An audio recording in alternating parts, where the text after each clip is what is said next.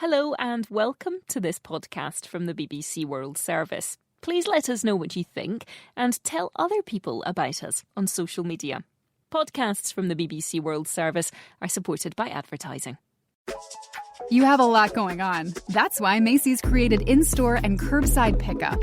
Learn more at macys.com/pickup.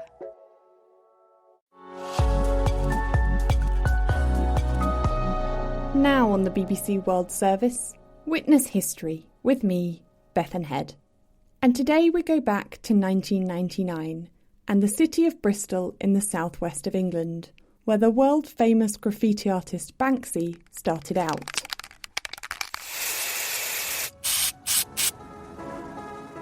The British street artist Banksy now has art on the walls of New York, Paris and Bethlehem. His works sell for a staggering amount, with one recently earning $13.7 million at auction.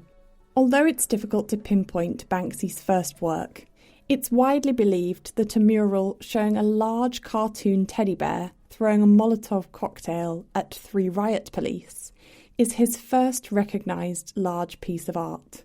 It appeared in 1999 in the Stokes Croft area of Bristol and is known as Mild West. Who's the aggressor in the picture? The fluffy raver / image of the bear with the Molotov cocktail, or the police who are encroaching on their space? One begets the other. To me, it's a fluffy raver with a backlash.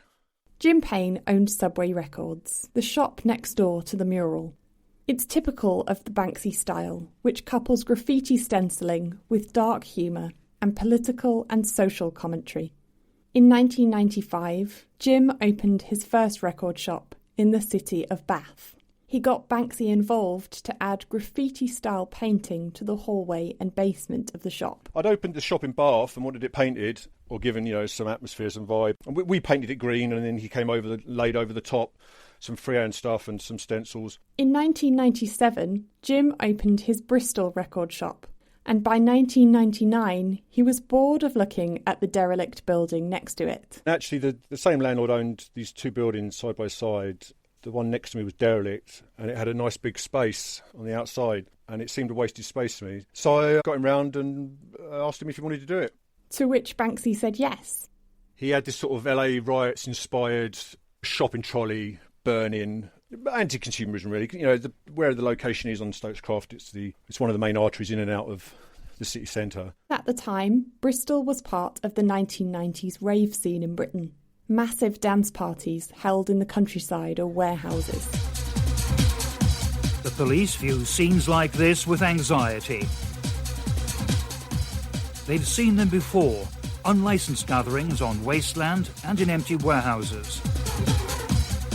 12 hours of non-stop frenzied dancing.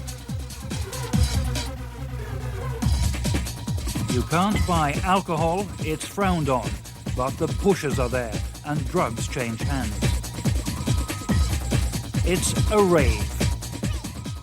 And in 1994, the British government had introduced the Criminal Justice and Public Order Act, which restricted these raves. Among the bill's most controversial proposals are measures which would change a suspect's right to silence. A new offence of aggravated trespass would give police new powers over raves and New Age travellers and criminalise the activities of campaigners against blood sports. When police got more powers to restrict raves, partygoers like Jim and his friends found themselves becoming part of a counterculture. And that also influenced Banksy's Mild West mural. I'd been going to all the free traveller festivals and, the dance music scene developed in the early 90s. A lot of us have been involved in the protest movements from the Criminal Justice Bill and soon to be Reclaim the Streets. So, politically active, alternative, I suppose. We expressed through free parties. But us particularly, we kept it in the city. So we did the free warehouse parties. Sort of 2,000 people warehouse parties, 2 rooms, a bit of jungle in one and techno in the other. And we developed a bit of a cat and mouse with the police, and they really concentrated quite hard on trying to stop us doing the parties. So they'd be staking out the back of the shop, or they'd be trying to put roadblocks around the roads that we'd been using to drive kit into the district of the warehouses we've been using. They were getting particularly angsty and their tactics were slowly ramping up. The New Year's Eve before the Banksy piece, we had full-scale riot police, helicopters, dogs, and there was this standoff and there was violence between these sort of two lines, one of police and one of ravers. And that was sort of in my mind when the concept for the Mile Mile West was developing. So I was saying to him, we're these fluffy ravers. That's why the mural had a teddy bear in it. But there is an edge to us that won't be kicked about. Not that we ever sought it or was ever actually us ever involved in it, but it's, the crowd, the scene.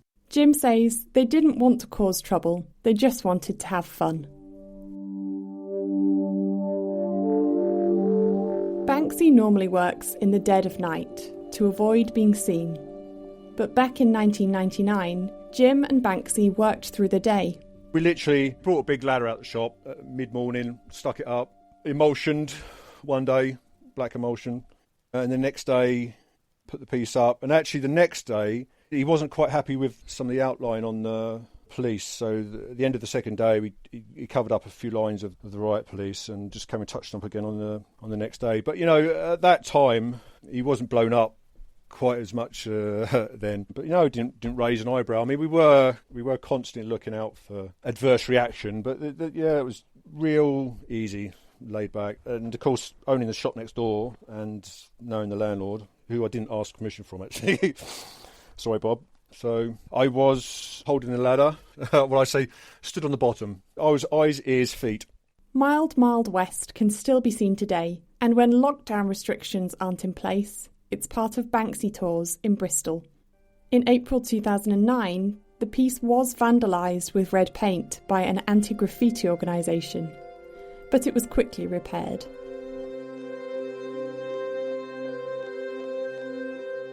Since the Mild West mural in Bristol in 1999, Banksy has continued spray painting his satirical art around the world. In 2007, Banksy spray painted some art on the Palestinian side of the West Bank barrier in Bethlehem. One piece showed a small girl with pigtails frisking an Israeli soldier. BBC reporter Paul Wood was able to speak to the elusive Banksy.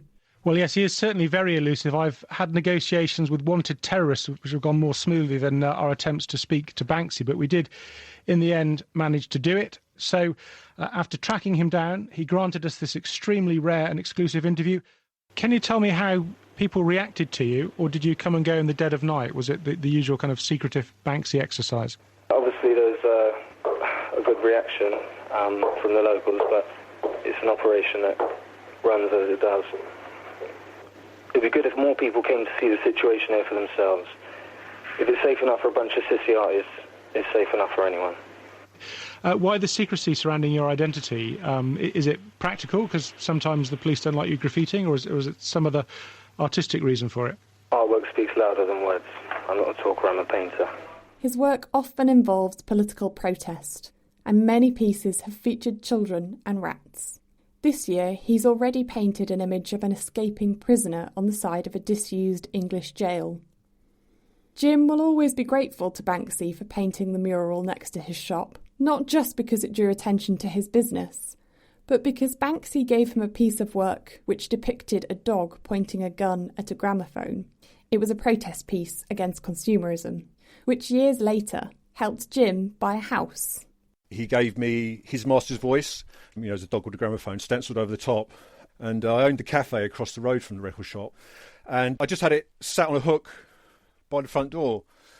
And inevitably I wanted to buy a house, and it paid for the deposit. So in that sense, it's always got a place in my heart. Jim Payne was speaking to me, Bethan Head, for Witness History. You have a lot going on. Work, family, and everything else. That's why Macy's created in-store and curbside pickup. All you have to do is add items to your cart online, choose your preferred pickup method, and, pick them up.